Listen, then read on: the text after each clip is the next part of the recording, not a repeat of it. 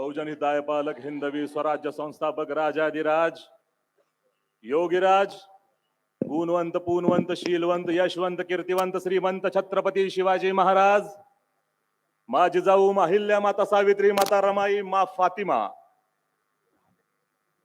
क्रांतिसूर्य Jyotiba Phule, विश्वरत्न doctor Babasaheb Ambedkar, Rajarshi Shahu, Annabhau Sathe, Raje Umaji, सर्व महापुरुषांना स्मरून आदरणीय आमचे नेते बाळासाहेब आंबेडकर, आमच्या माऊली रेखाताई ठाकूर आणि उपस्थित सर्व मान्यवर, आज खास करून या मैदानामध्ये जमलेल्या मुस्लिम बांधवांना इंट्रोडक्शन करून बोलतो, त्यांना इंट्रोड्यूस करून बोलतो। मुसलमानों, एक्सरसाइज किया करो, मुसलमानों तुम एक्सरसाइज किया करो। तुमने देखा होगा अनुलोम विलोम, कपाल भाती, है कि नहीं। आजकल कुछ कुछ लोग कन्याकुमारी से कश्मीर तक जॉगिंग करते, जॉगिंग, कन्याकुमारी से कश्मीर तक जॉगिंग करते। कसम खुदा की खा के कहता हूं, जॉगिंग से सिर्फ पेट की चर्बी कम होती, किसी के दिल में मोहब्बत पैदा नहीं होती।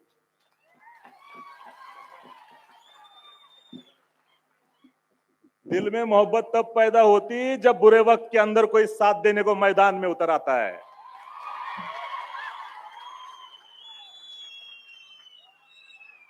अरे कारण सांगायला हे पुरोगामित्वाचा चोला घालून, अरे बहादरानो नांदीला 12 बुद्ध्यान कपाळ फोडून बांधल्या चिंध्या।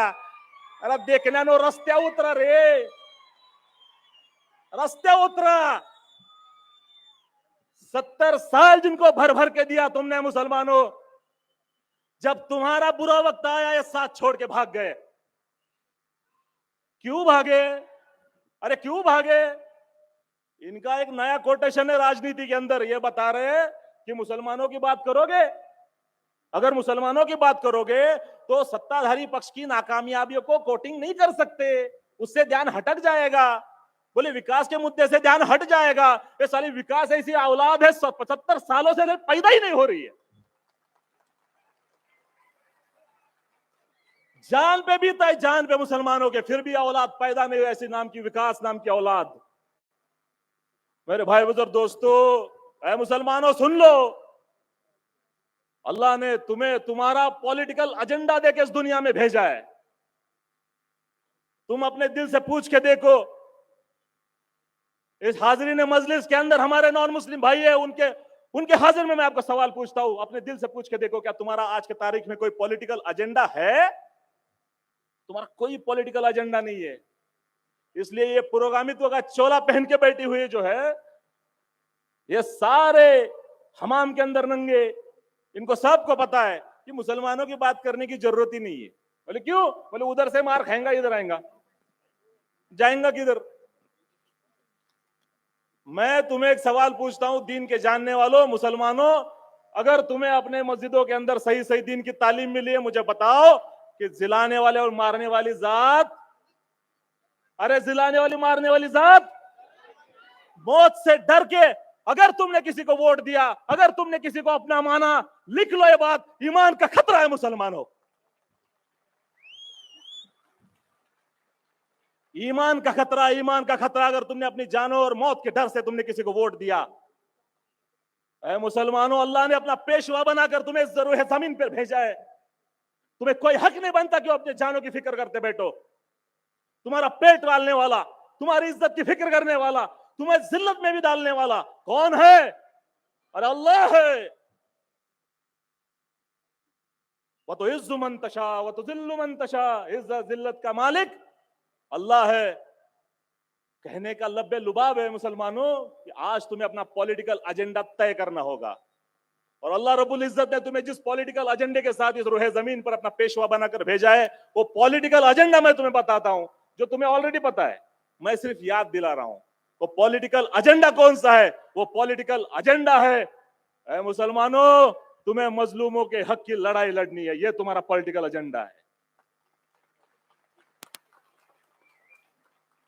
तुम अपनी जान बचाने के लिए सियासत करने के लिए जाओगे, लिख लो, फिर से मार खाओगे। ये तुम्हारी अदा मेरे रब को पसंद नहीं आएगी। मैं दावे के साथ कहता हूं कि तुम डरे हुए हालत में किसी को अपना बोलो, नहीं बोलना है। कोई तुम्हें डरा रहा है, नहीं डरना है उससे। लेकिन डरना नहीं है तो इसका मतलब ये नहीं कि बेवकूफी के साथ सब कुछ करना है। हमें अपने अपने रब ने दी हुई जिम्मेदारी है कि हमें मजलूमों के हक की लड़ाई लड़नी है। मुसलमानों, वो मजलूमों की हक की लड़ाई क्या है? 3000 साल से जुल्म के पहाड़ सहने वाले इस अम्बेडकरी मूवमेंट के साथ खड़े हो जाओ। आंख से आंख मिलाने की हिम्मत नहीं बचेगी किसी की।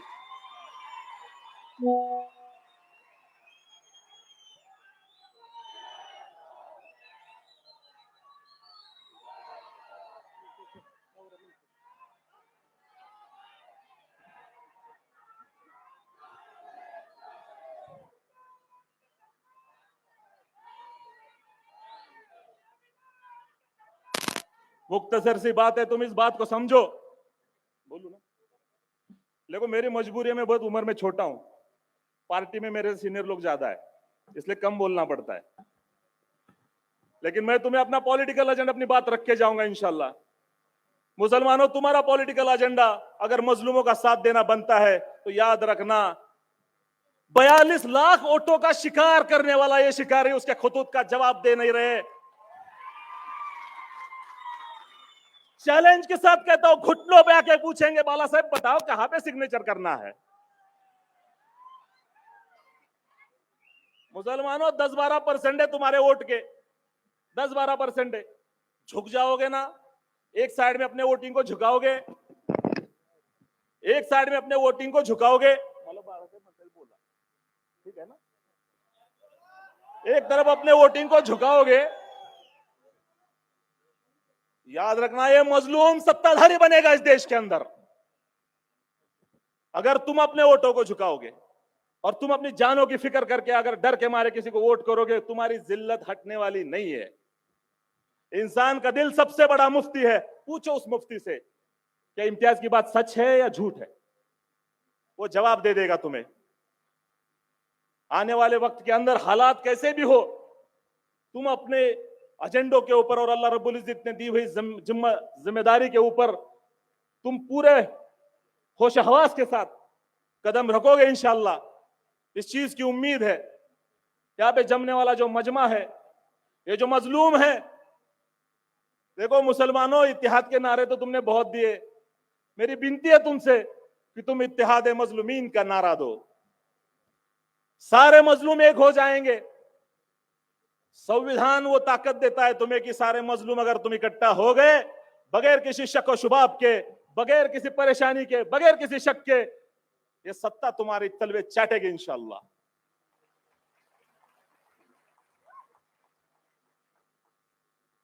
ओबीसी का बहुत बड़ा मूवमेंट चल रहा था, ओबीसी को जगाने का काम हमारे पार्टी की तरफ से चल रहा था। हम गली कूचों में जाके काम कर रहे थे। हम जब गए गली कूचों में तो ओबीसी को समझाने की कोशिश की। ओबीसी ना ऐकवा म्हणलं, जर तुम्हाला तुमचं स्वतःचं राजकीय व्यासपीठ बनवायचं असेल तर तुम्ही तुमचं राजकीय व्यासपीठ बनवल्यानंतर ओबीसींनो तुम्ही ज्या जातीचा नेता बनवाल त्या जातीची तुमची पार्टी समजली जाईल। तुम्ही 50 वेळा प्रयत्न करा, हेच होणार आहे। मग तुम्हाला जर असं होऊन द्यायचं नसेल तर तुम्ही काय केलं पाहिजे, तर लक्षात ठेवा, ज्यावेळी सगळा ओबीसी झोपलेला होता त्यावेळी 90च्या दशकामध्ये ओबीसीचं आरक्षण लागू करणारी आंबेडकरी मुवमेंट होती, जी तुमच्यासाठी झटत होती। आज तुमचं आरक्षण पुन्हा जायला लागले आणि अब तुमचं आरक्षण जात असताना तुम्हाला पुन्हा एकदा आंबेडकरी जनतेचं कोऑर्डिनेशन तुम्हाला घ्यावं लागेल। बाळासाहेब आंबेडकरांसारखा नेता ॲज अ कोऑर्डिनेटर तुम्हाला स्वीकारावा लागेल, त्याशिवाय तुमची ही लढाई जिंकली जाणार नाही। बाला साहब ने पिछले 1 साल भर के अंदर एक स्टेटमेंट दिया था कि मुसलमानों, तुम्हारे पास अब वैसी लीडरशिप नहीं है। हाल फिलहाल, ऐसा नहीं कि होगे नहीं, बनेगी नहीं, लेकिन हाल फिलहाल तुम्हारे पास ऐसी लीडरशिप नहीं है कि तुम्हारा फैसला कर सके, तुम्हें सही राह दिखा सके। मैं तुमसे विनती करता हूं, क्या बाला साहब हमारे कोऑर्डिनेटर नहीं बन सकते? वो हमारे रहबर बन सकते कि नहीं बन सकते? मुसलमानों के पॉलिटिकल एजेंडे के अंदर अगर हमने बाला साहब के नेतृत्व के अंदर अगर हमने ये सत्ता के फरीक को संविधान के दायरे में रह के हमने अगर छूने की कोशिश की तो हम कामयाब हुए बगैर नहीं रहने वाले। बात को मुख्तसर करते हुए मैं अपनी बात को यहीं पे खत्म करता हूं। जो कहा सुना आप उस पर गौर फिक्र करोगे, उम्मीद करता हूं जय भीम, अल्लाहु अकबर।